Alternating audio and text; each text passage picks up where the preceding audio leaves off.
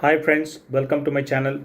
Everyone would know that India is going through a very tough phase of diplomatic relationship with USA because of the 50% tariff Donald Trump imposed on India. All these things have taken shape post Operation Sindoor, where it rumored that during India's operation there were heavy casualties of American and Chinese assets.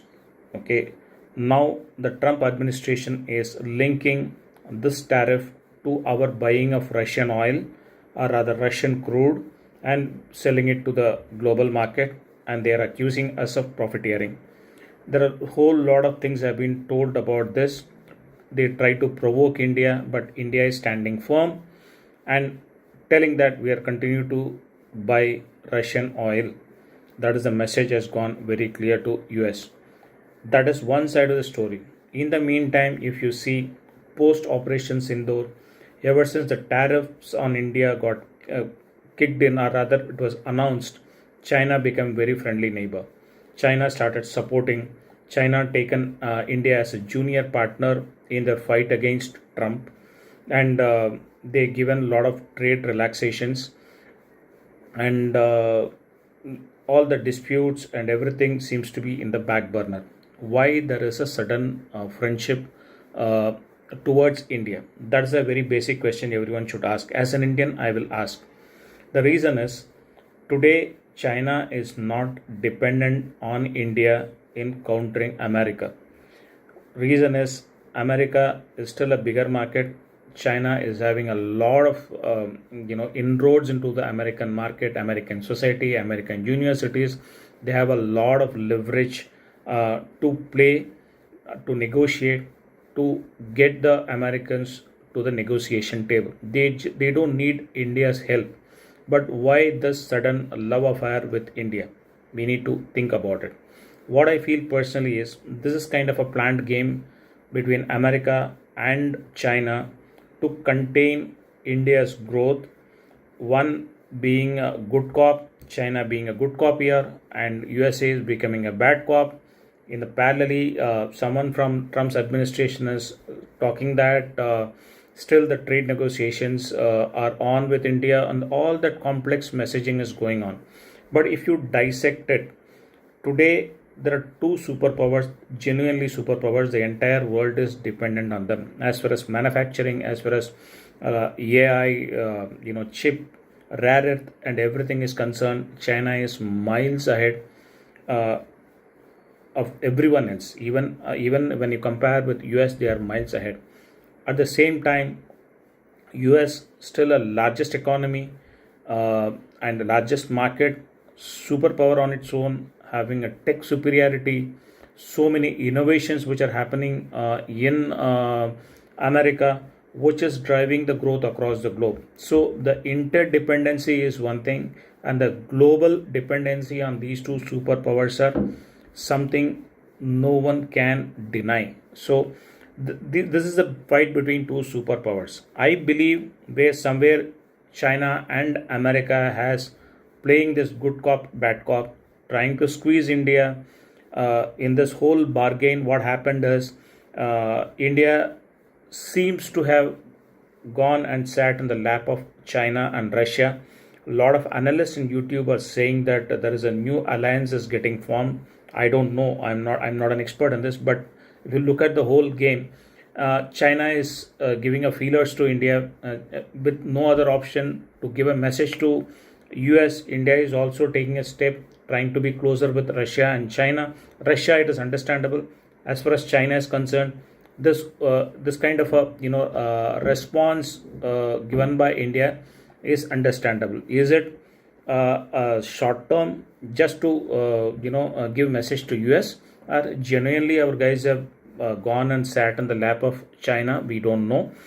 There are better brains in the government. They know China, they have been studying China. I think they would be taking a very cautious decision in this particular manner, I believe. So this is an effort to contain India in both ways, because unlike any other previous US presidents, Donald Trump is not a person who thinks long term, who doesn't think about strategy, who doesn't think about diplomacy, think about relationships, nothing. He claims to be a deal maker, but all his deals have been a disaster so far. He was not able to broker peace between Russia and Ukraine, which he used to claim that he will do it in first 24 hours of his presidency. So there is a series of failures which are happening at Trump's end, and he is a very transactional guy, and his dealings with other nations, be it Russia, be it Pakistan, be it China, all seems to be questionable. And one more point, if you look at to substantiate my argument, is despite all the trade tensions, cracking down on H1B visa, telling the US companies not to hire Indians, he is giving a red carpet welcome to Chinese students. He announced that he is going to let in some 6 lakh Chinese students into US. Knowing the potential security threat, still he is accommodating them. Despite China being one of the largest energy purchaser of Russian crude, still he is not saying a single word against China. So there seems to be some kind of an understanding between China and Russia, and trying to contain India, or rather China and USA, and trying to contain India. Here the only reliable partner in the whole game is Russia for us. So I don't know how exactly these things going to shape up, but at the outset, if you look at it, looks like all Indi Chini bye bye has come back, but I don't think it is the real situation. There is something going on in the back. And one more thing, if you have observed recently, there are series of protests happened across 20 cities of Australia against migrants. Which migrants? Indian migrants. These kind of protests cannot be organized just like that in a single day. So this triggers are these kind of protests.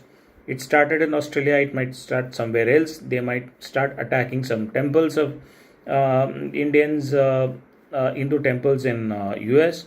There may be a lot of such pressure tactics employed by these two guys to get the Indians on the negotiation table, but so far it doesn't seem to be working, and Donald Trump seems to be losing patience, because yesterday's press briefings,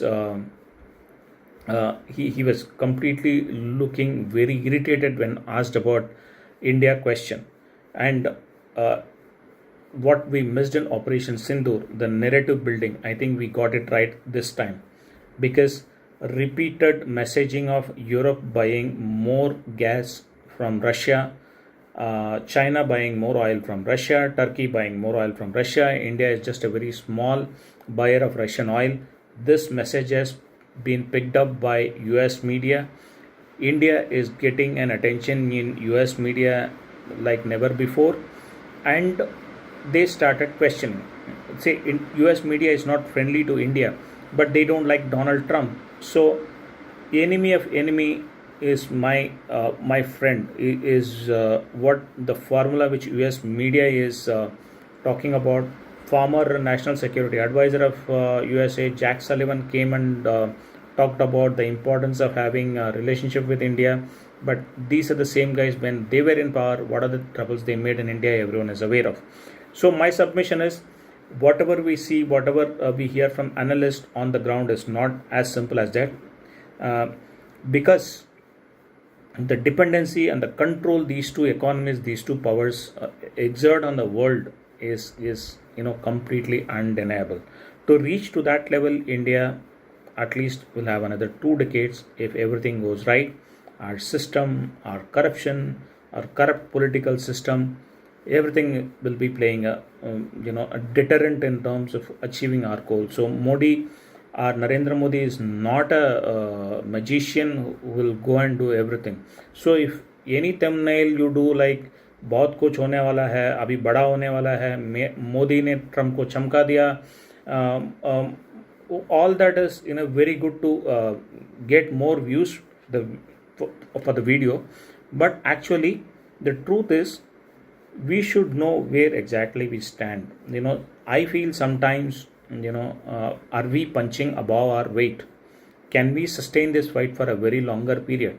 Is a question every Indian should ask, and I believe the people in government, MEA, the External Affairs Minister, the Prime Minister is aware of such challenges and they would be treading very carefully to come out of this particular crisis. With this, I'll complete my first video. I would request everyone to like, share, and subscribe this content. And please share your comments in the comment section. That will be of help in terms of refining my content and delivery. Thank you very much and looking forward to your support. Bye.